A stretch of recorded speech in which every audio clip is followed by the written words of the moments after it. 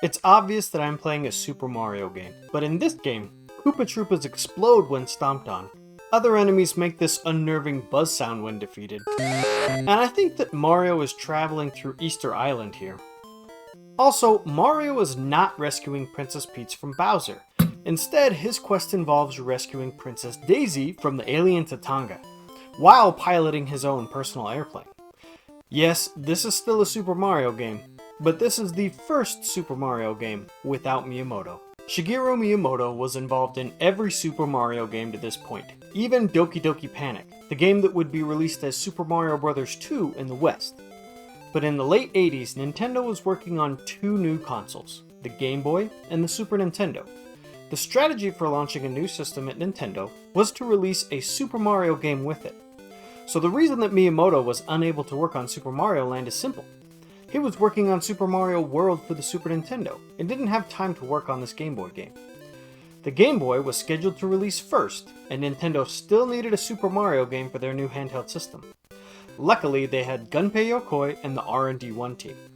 They were a perfect fit for the project because they were developing the Game Boy hardware and had experience developing games on past systems.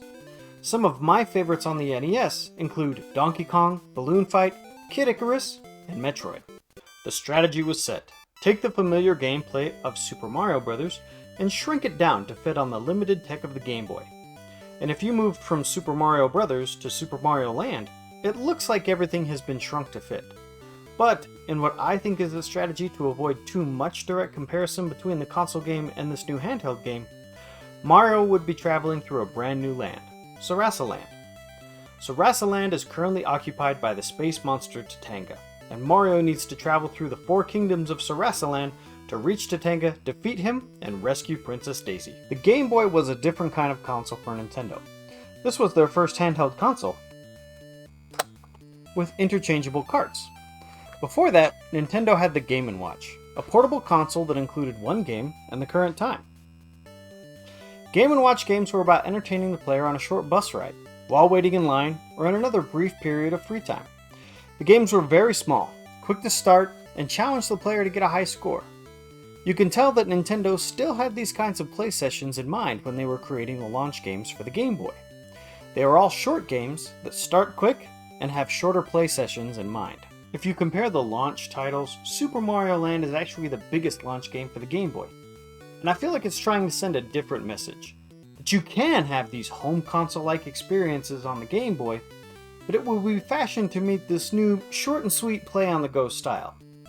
Overall, Super Mario Land feels like a cross between a Game & Watch game and an NES game. Instead of the 8 worlds with 4 stages each found in Super Mario Bros., Super Mario Land has 4 kingdoms with 3 stages each that need to be traversed. Especially since the new Super Mario games have codified the world themes into the usual grassland, desert, water, sky, and lava worlds, I really enjoy the kingdom themes of Super Mario Land. Sometimes I will revisit this game just for the unique setting. The first kingdom is Biributo, and it's based on Egypt.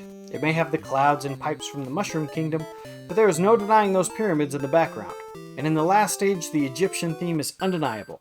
From the music, to the hieroglyphs, to the pyramids that are no longer in the background, but instead need to be climbed over by Mario. The boss is a fire-breathing sphinx that has the same movement and attack patterns as Bowser. Second is the Muda Kingdom. It has an island theme to it. It reminds me of the bridge stages from Super Mario Bros. Here Mario seems to travel from stage to stage via spaceship? In the last stage in this kingdom, Mario controls his submarine, Marine Pop, as he takes on a giant seahorse on his way to the next kingdom, the Eastern Kingdom. This third kingdom is based on Easter Island. There are a variety of Moai statues used in the background with a variation of these used as enemies in this kingdom. Mario will need to get past a large rock-throwing boss at the end of the third stage to get to the final kingdom. The last kingdom is the Chai Kingdom. It's based on China. There are bamboo stalks in the background, and Mario will have to face off against Chinese vampire zombies that always hop when they travel. The music definitely has an oriental feel to it from start to finish. This kingdom ends with Mario in the sky, piloting the Sky Pop, Mario's plane. Waiting at the end of the Chai Kingdom is Tatanga, the invading alien that is holding Sarasaland captive. While Super Mario Bros. And Super Mario Land are both platforming games, they test and reward different aspects of play with their level design. In my video on Super Mario Bros., I talked about how those stages are designed to get the player to slow down and explore the stages. At the end of the game, the player is tested on their ability to explore in the maze stages found at the end of that game. In Super Mario Land, the stages are a test of platforming precision. Over the 12 stages in Super Mario Land, the platforms Mario will traverse get smaller and smaller, with tricky platforming sections that are unique to Super Mario Land. This is best illustrated with the different ways each game will reward the player. In both games, one of the best ways to reward the player is with extra lives. In Super Mario Bros., extra lives are given to the player for exploring a stage. They can be found in hidden blocks or used to illustrate to the player that Mario can go somewhere previously thought to be inaccessible. In Super Mario Land, at the end of each stage, there is a second exit. This presents a straightforward platforming challenge for the player.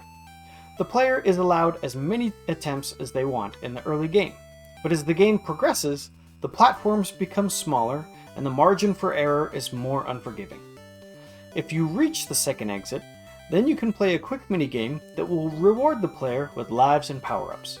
So in one game, lives are a reward for exploration, while in the other, they are given as a reward for precise platforming.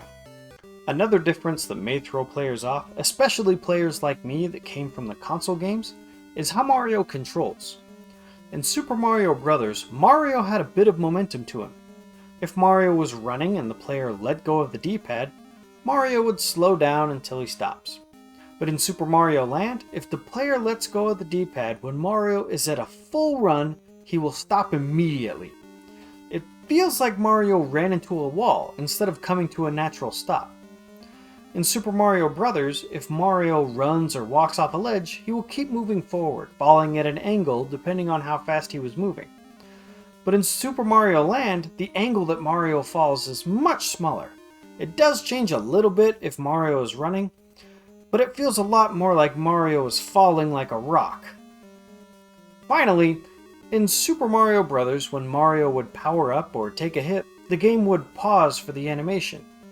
But in Super Mario Land, there is no pause for the animation, and I admit, it can take a little getting used to, but I actually prefer this change. These little changes make Mario feel weighted down, like he has the same weight as a tank. The good news is that these new heavyweight tank controls are consistent throughout the game. I got used to them and was able to adapt, and it didn't affect my enjoyment of the game at all. Finally, we need to discuss the shoot-'em-up stages, which are completely unique to this game. If you thought that shoot-'em-up stages were a new mechanic for Super Mario Maker, please don't forget about the Marine Pop and the Sky Pop vehicles that debuted in Super Mario Land, and haven't appeared in any Super Mario game since.